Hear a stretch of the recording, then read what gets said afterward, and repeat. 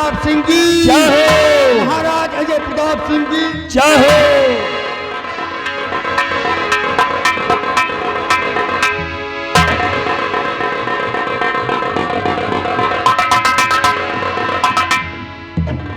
मेरे पूज्य पिताजी, आपने यदि मुझे ये जिम्मेदारी सौंपा है तो मैं कोशिश करूंगा। आपके चरणों की सौगंध खाकर कहता हूं पिताजी कि 12 साल की तपस्या को पूरा करने के बाद जब आप राजमहल में आएंगे तो राजमहल में रहने वाला कोई शक्ति या आपकी प्रजा में रहने वाला कोई व्यक्ति मेरे खिलाफ आपको कोई शिकायत नहीं कर पाएगा। ये मेरा प्रयास रहेगा पिताजी। बेटा, मुझे पूर्ण भरोसा है कि मेरे जाने के बाद हमारी प्रजा को तुम किसी प्रकार की तकलीफ नहीं पहुंचाओगे। ऐसा ही होगा पिताजी, ऐसा ही होगा। और महामंत्री विक्रम सिंह, मैं जाते जाते तुम्हें भी एक जिम्मेदारी देकर जा रहा हूं कि अभी हमारे बेटे को राजपाट के विषय में कोई जानकारी नहीं है, इसलिए तुम जाओ प्रजा भ्रमण की तरफ और प्रजा में घूमकर देखते रहना।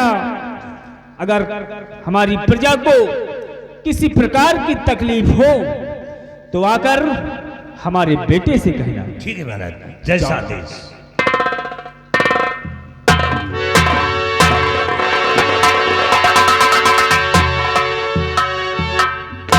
और बहू रानी, मैं जाते जाते जी पिताजी, तुम्हें भी एक जिम्मेदारी देकर जा रहा हूं कि तुम हमारे बच्चों की भाभी मां हो और भाभी मां एक मां के समान होती है, इसलिए मेरे जाने के बाद हमारे बच्चों को किसी प्रकार की तकलीफ नहीं होनी चाहिए। जी पिताजी, आप इसकी चिंता बिल्कुल न करें। और बेटी पिंकी, तुम क्यों रो रही हो बेटी? तुम्हारे आंखों में आंसू। पिताजी, आप हम सभी को छोड़कर जा रहे हैं। मत जाइए पिताजी, हमें छोड़कर। अरे हम आपके बगैर कैसे रहेंगे? मत जाइए।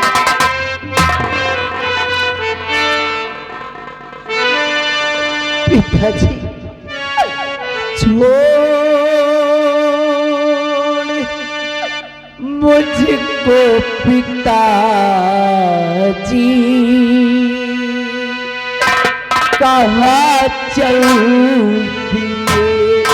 छोड़ मुझको पिता,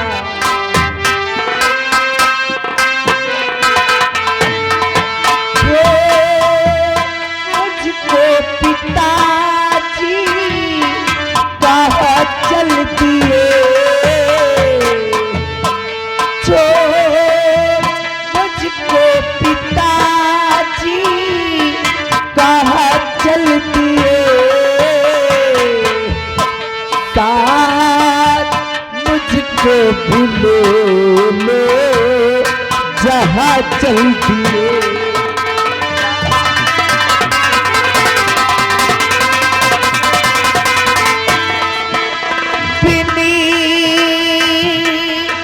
तुम्हारे पिताजी, मैं कैसे रहूं बिनी? तुम्हारे पिताजी, मैं कैसे रहूं? आप भी चल दिए और कहीं छोड़ना।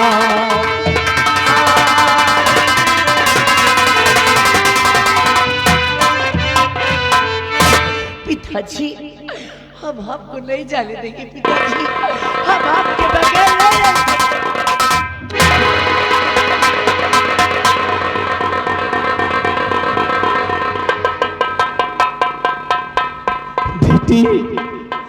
घबराओ नहीं, मेरे जाने के बाद तुम्हें किसी प्रकार की तकलीफ नहीं होगी। तुम्हारे भैया हैं, तुम्हारे भाभी माँ हैं, ये तुम्हें किसी प्रकार की तकलीफ नहीं पहुंचाएंगी बेटी। और अब मेरे जाने का समय हो गया है। संत जी ने मुझे 2 घंटे का समय दिया था, वो पूरा हो गया है बेटा। और हे आसाम राज्य की राजधानी, मैं जाते जाते तुम्हें आखिरी प्रणाम कर रहा हूं। और हे आसाम राज्य की प्रजा, मेरे जाने के बाद अगर हमारे बच्चों से किसी प्रकार की तकलीफ हो जाए तो उसे अपना बेटा समझकर माफ कर देना, माफ कर देना।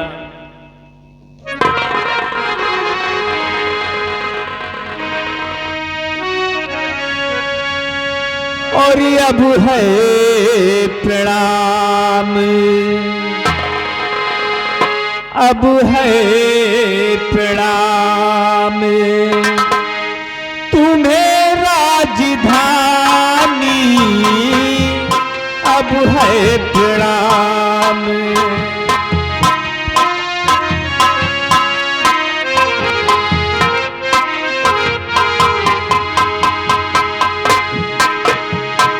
अभी तलक तू रही हमारी, अब हो गई वीरानी। अभी तलक तू रही हमारी, अब हो गई वीरानी। अब तो सारी नगरी छूटी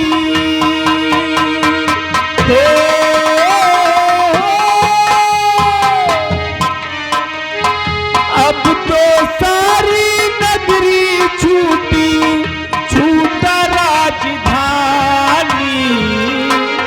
अब है प्रणाम तुम्हें राजधानी।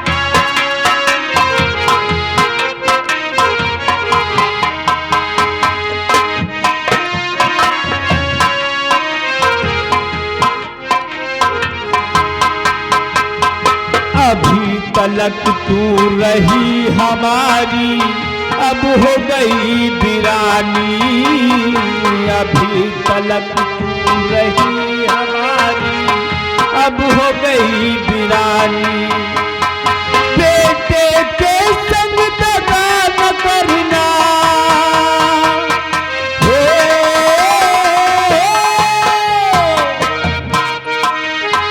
बेटे के संग दगा न करना, रखना लाज हमारी, अब है प्रणाम तुम्हें राजधानी,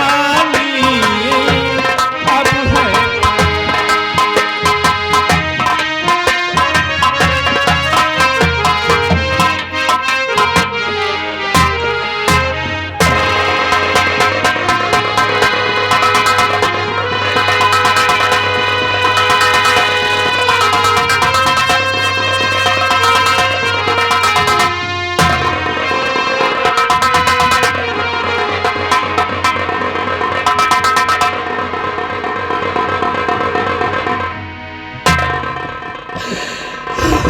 पिताजी अब मुझे को छोड़कर चले गए। पिताजी, बड़े भैया, भैया, बड़े भैया,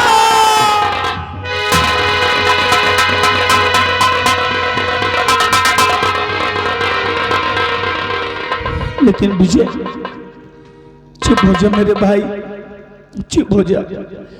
पिताजी महात्मा जी के दिए हुए श्राप से छुटकारा पाने के लिए 12 साल के लिए तपस्या पर गए हैं और 12 वर्ष की तपस्या को पूरा करने के पश्चात शीघ्र ही फिर पिताजी अपने महल में आ जाएंगे। तब तक ये जिम्मेदारी मैं इस परिवार का बड़ा हूं और बड़ा होने के नाते पिताजी ने मुझे सौंपा है।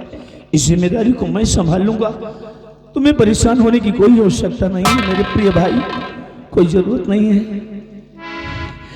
तारा रानी, ये तारा रानी, सामने आओ।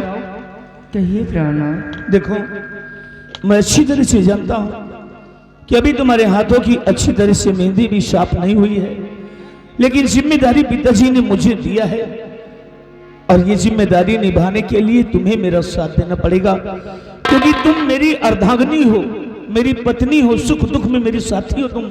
इसीलिए तुम्हारी सिर्फ जिम्मेदारी और कुछ नहीं है, सिर्फ मेरे परिवार को तुम्हें संभालना है। तो देखो मेरा छोटा भाई जो मेरी जिंदगी मेरी जान है, ये तुम्हारा देवर कहलाता है, ये तुम्हारा देवर कहलाता है। इसे देवर की तरह नहीं प्यारी, इसे तुम्हें बेटे की तरह मानना है और बेटे की तरह इसकी परवरिश करना है। और ये देखो मेरी बहन पिंकी जो हम दोनों भाइयों की आंखों की ज्योति है, और ये तुम्हारी ननद कहलाती है, ननद। इसे तुम ननद की भांति नहीं बल्कि अपनी पुत्री की तरह मानना है, अपनी बेटी की तरह इसको मानना है। इन बच्चों को कोई तकलीफ नहीं होनी चाहिए, यदि इन बच्चों को कोई तकलीफ हुई तो समझ लो कि मुझे तकलीफ हुई। प्राणनाथ, हाँ प्यारी, आप इसकी चिंता बिल्कुल न करें। मैं इन दोनों बच्चों को इतना प्यार दूंगी, इतना प्यार दूंगी कि ये हमें कभी भुला नहीं सकेंगे। यही विश्वास है तुमसे प्यारी। देखो समझाओ, पहले मेरा भाई और मेरी बहन पिताजी के जाने के दुख में दोनों रो रहे हैं, इनको चुप करवाइए प्यारी, चुप करवाइए। विजय और पिंकी, तुम दोनों मेरे पास आओ, आओ।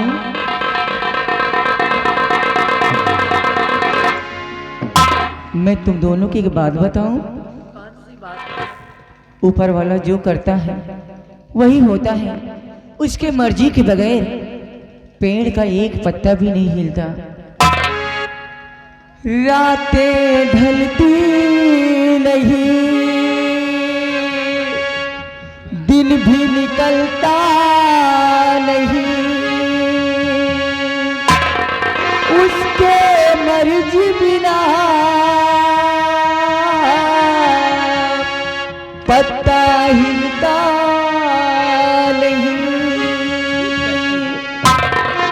रब जो चाहे वही तो होना है, रब जो चाहे वही तो होना है। आदमी एक खिलौना है, आदमी एक खिलौना है। रब जो चाहे वही तो होना है। आदमी एक खिलौना है, आदमी एक खिलौना है।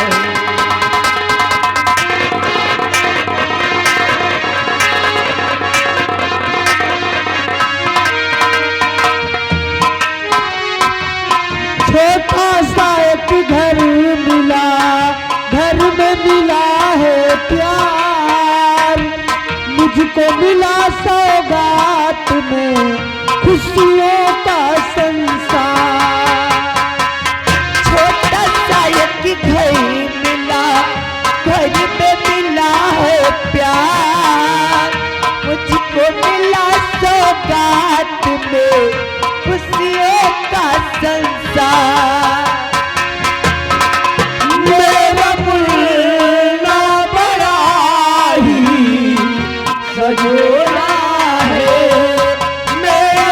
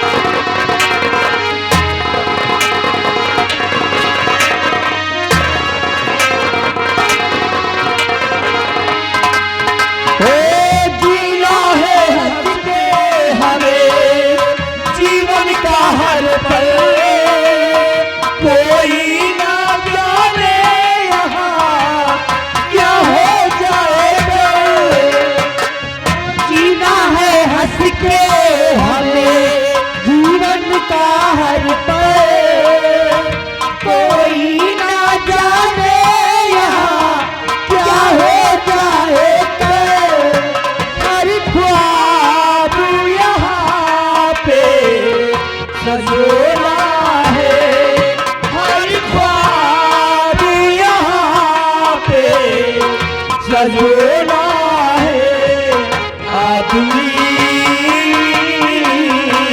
एक खिलौना है आदमी एक खिलौना आदमी एक खिलौना है आदमी एक खिलौना है। हेलो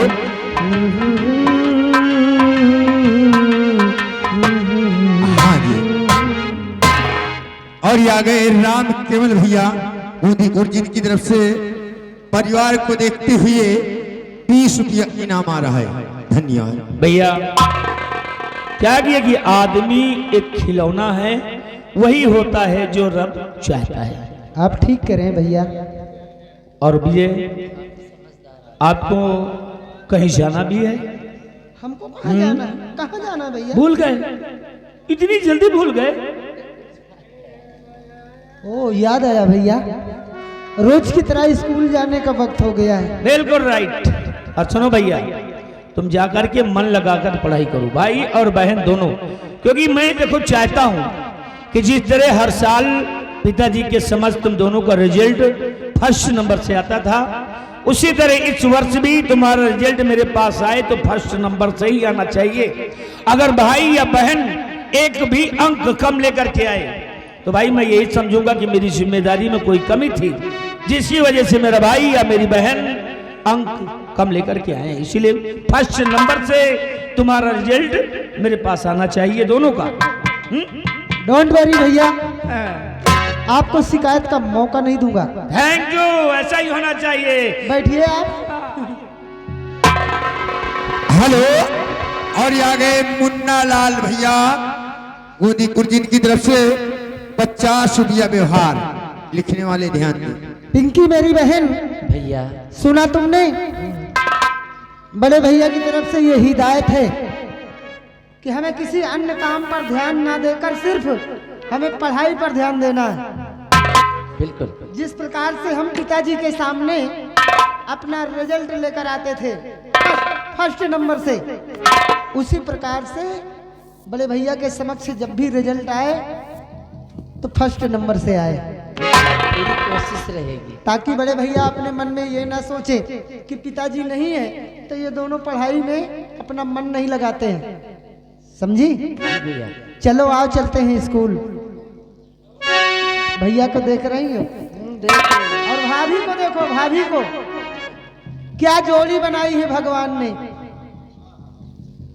बड़े भैया से किसी माने में भाभी भी कम नहीं है,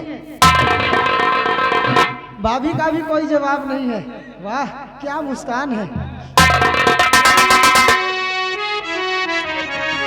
भैया और भाभी को देखकर एक बात याद आ गई है।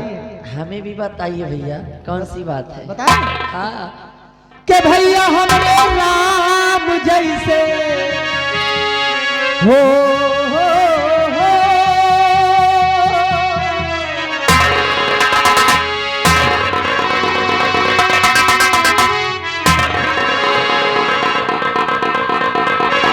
कि भैया हमरे राम जैसे ओ भौजी हमारी सीता, इनके बचन जैसे रामायण गीता हमरे भैया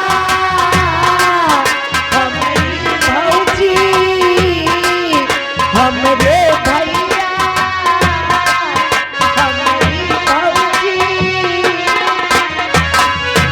भैया हमरे राम जैसे, भैया हमरे राम जैसे, भौजी हमारी सीता, इनके बचन जैसे रामायण गीता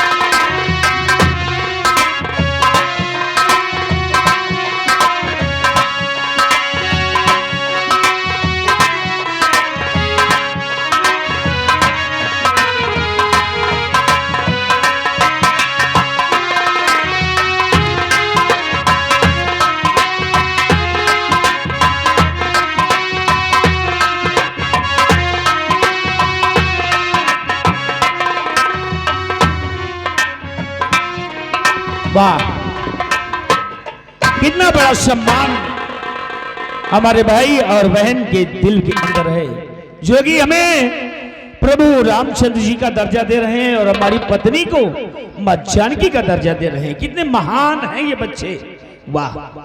ऐसे ही हमारे बच्चे इस महल में हंसते खेलते नजर आना चाहिए। इनकी खुशी में हमारी खुशी है प्यारी।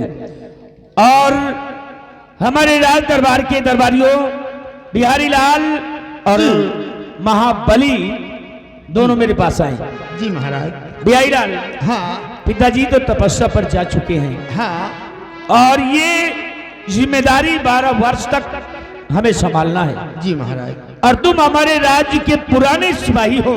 जी हमारे पिताजी के जमाने के तुम सिपाही हो, इसीलिए जी तुम्हें अच्छी तरह से मालूम है कि हमारे राज्य आसाम में कितने गांव हैं, कहाँ कहाँ के लोग हैं, कैसे कैसे लोग हैं, इनके विषय में तुम्हें अच्छी तरह से मालूम है। क्यों नहीं महाराज? मैं तो अभी कुछ जानता नहीं हूँ। जी महाराज। इसीलिए तुम जाओ हमारे आसाम राज्य में भ्रमण करते रहो, हाँ सबसे जनसंपर्क करते रहो जी। और जानकारी करते रहो कि अगर किसी को कोई भी परेशानी आती है, कोई दिक्कतें आती हैं, तो उनकी दिक्कतों को दूर करते रहना, ये मेरा आदेश तुम्हारे लिए सख्त है। जी महाराज। जा सकते हो, खुश रहो बिहारी लाल।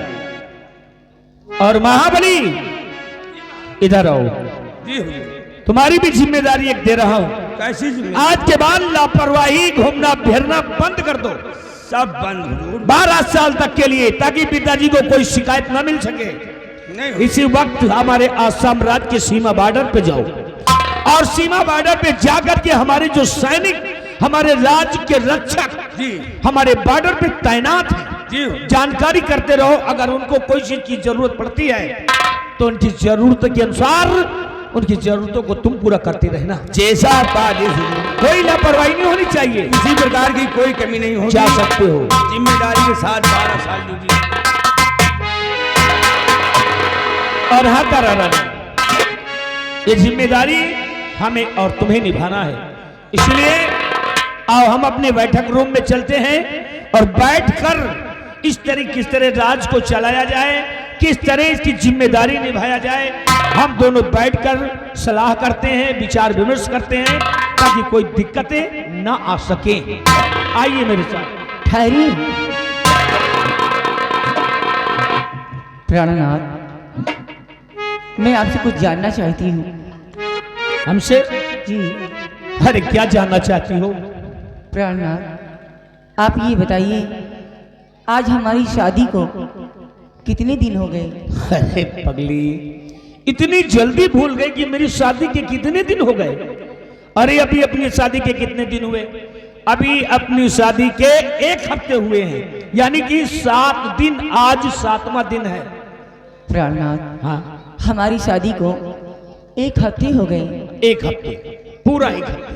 लेकिन प्राणनाथ, आप ये बताइए, आप मुझसे दूर दूर क्यों रहते हैं? आप मेरे पास क्यों नहीं आते? क्या मैं आपको अच्छी नहीं लगती? परेशानी की बात नहीं है प्यारी, तुम हमें अच्छी नहीं, बहुत अच्छी लगती हो, बहुत सुंदर हो तुम। ये तो हमारे नसीब है कि तुम जैसी धर्म पत्नी हमारे जीवन साथी बनकर आई। बात ये है प्यारी कि तुम जानती हो कि अभी तक मेरी पढ़ाई चल रही थी, इम्तिहान चल रहा था, पूरा दिमाग इम्तिहान पर रखा था, और अब तो हम दोनों को जिंदगी भर साथ ही तो रहना है। क्योंकि जानती हो, ज्ञान, पढ़ाई लिखाई, ये ज्ञान तो जो होता है, ये इंसान का सबसे बड़ा धन होता है। अगर जो इंसान ज्ञान नहीं प्राप्त कर सकता, वो जिंदगी भर कुछ नहीं पाता है। इसीलिए प्राणनाथ, मैं चाहती हूँ क्या चाहती कि आज हमें जो बातें करना है, सारी बातें यहीं करें। चलो ठीक है भाई, तुम मेरी पत्नी हो, तुम्हारी बातों को भी सुनना मेरा धर्म है, मेरा कर्तव्य है। ठीक है, अगर तुम यही बातें करना चाहती हो तो ठीक है, कहो क्या कहना चाहती हो? एक बात और है प्राणनाथ, कौन सी बात? अगर अनजाने में मुझसे कोई भूल हो जाए या कोई गलती हो जाए, तो मुझसे कभी नाराज नहीं होना, मुझसे कभी खफा नहीं होना। प्यारी देखिए, तुम्हारी बात तो ठीक है, कोई गलती हो जाए तो हम नाराज नहीं होंगे, लेकिन गलतियां भी कई प्रकार की होती हैं। अपने जीवन में कभी कोई ऐसी गलती भी नहीं करना, ऐसी गलती भी नहीं करना जिसकी वजह से मैं तुम्हें क्षमा न कर सकूं, बल्कि सजा देने पर मजबूर हो जाऊं। इतना तुम भी याद रखना। प्राणनाथ, भगवान न करे कि वो दिन कभी आए। एक बात बताओ प्राणनाथ, बोलो। और तुमसे बना मेरा जीवन सुंदर सपन,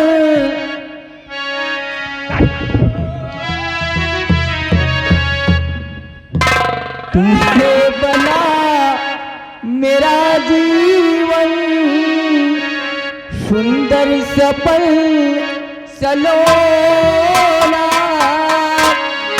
तुम मुझसे खफा न होना, कभी मुझसे जुदा न होना, तुम मुझसे खफा न होना, कभी मुझसे जुदा न होना।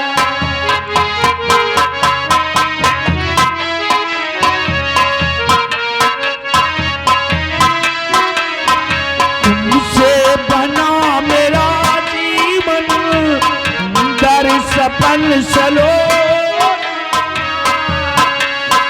तुम मुझसे जुदा न होना, कभी मुझसे खफा न हो।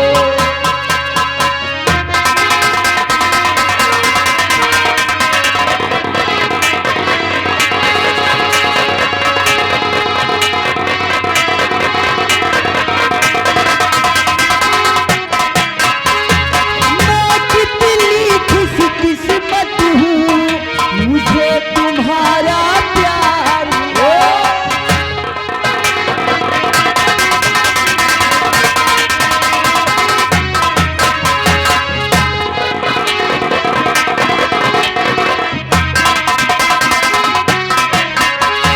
मैं कितनी खुशकिस्मत हूँ, मुझे तुम्हारा प्यार मिला।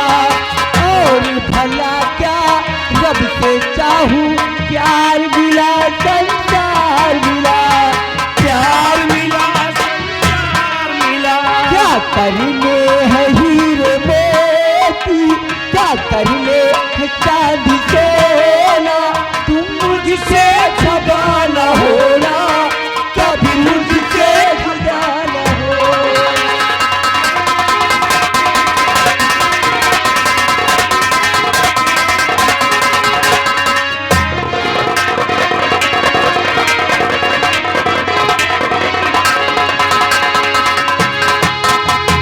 जब भी मैं आवाज दूं, जल्दी से आ जाना तू।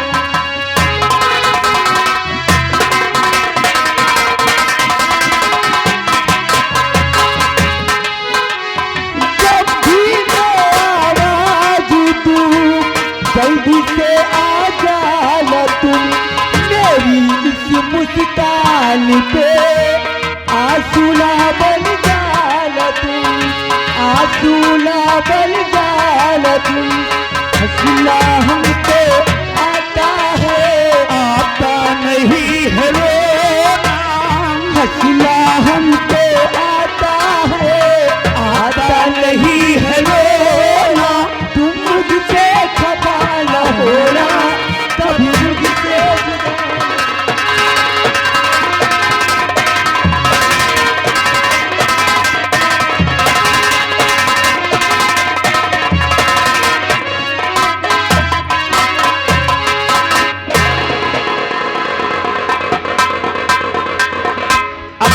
बहुत हो गया, अब चलो चला जाए। नहीं नहीं, देखो मौज में आकर मौत को नहीं भूलना चाहिए, क्योंकि हमें अभी पुरजा की तरफ जाना है, उसके बाद फिर वापस आएंगे तो फिर प्यार की बड़ी बातें करेंगे, ठीक है? इसलिए आओ।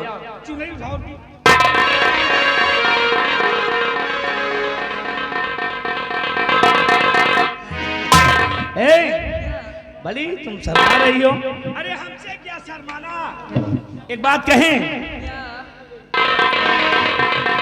हमारे पिताजी ने इतने गहने लाद दिए तुम्हारे बदन पर कि कोई जगह खाली नहीं है।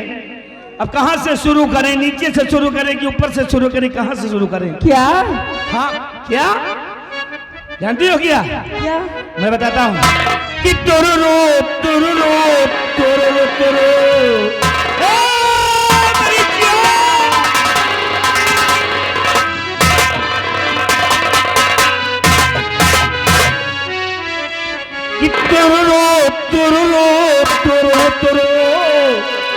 और कहाँ से करूं मैं प्यार शुरू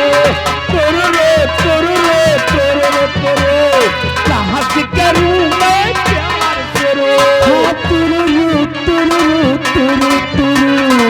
करने लगूंगी प्यार शुरू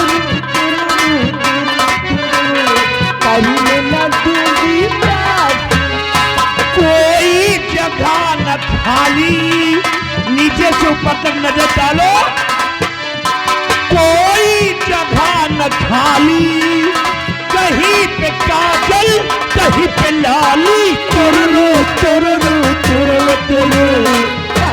लगूंगी प्यार